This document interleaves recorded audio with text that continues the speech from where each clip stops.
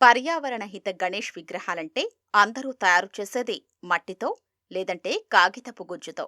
కానీ దేశంలో ఎక్కడా లేని విధంగా వేరుశెనగ పొట్టు వ్యవసాయ ఆధారిత ముడిసరుకుతో వినాయక ప్రతిమల్ని తయారు చేస్తోంది గద్వాలలోని అంకుర సంస్థ శ్రీజ గ్రీన్ గెలాక్సీ. గట్టు మండలం చింతలకుంటకు చెందిన యువతి శ్రీజ ఈ అంకుర సంస్థను నడుపుతోంది. సాధారణంగా ఆ పరిశ్రమలో బయోడీగ్రేడబుల్ పాట్స్, టీ కప్పులు తయారవుతూ ఉంటాయి. వాటిని తయారు చేసే అదే ముడి సరుకుతో ప్రస్తుతం వినాయక ప్రతిమల్ని కూడా తయారు చేస్తున్నారు. మట్టి విగ్రహాల్ని నిమజ్జనం చేస్తే నీటిలో కరిగిపోతాయి. పర్యావరణానికి ఎలాంటి హాని ఉండదు.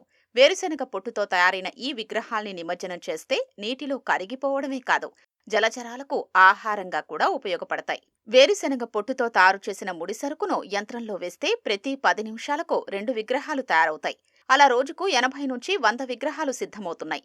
ఈ ఏడాది వినాయక చవితికి 2000 విగ్రహాల్ని తయారు చేయడం లక్ష్యంగా పెట్టుకున్నారు. ఒక్కో ప్రతిమ ధర రూ. 200గా నిర్ణయించారు. అర అడుగు ఎత్తుండడం ఈ విగ్రహాల్ని ఇంట్లో, మండపాల్లో వినియోగించుకోవచ్చు. పర్యావరణం దెబ్బతినకుండా, నీటి కాలుష్యం లేకుండా పండుగ జరుపుకోవాలనుకునే పర్యావరణ ప్రేమికుల కోసం వీటిని తయారు చేస్తున్నారు.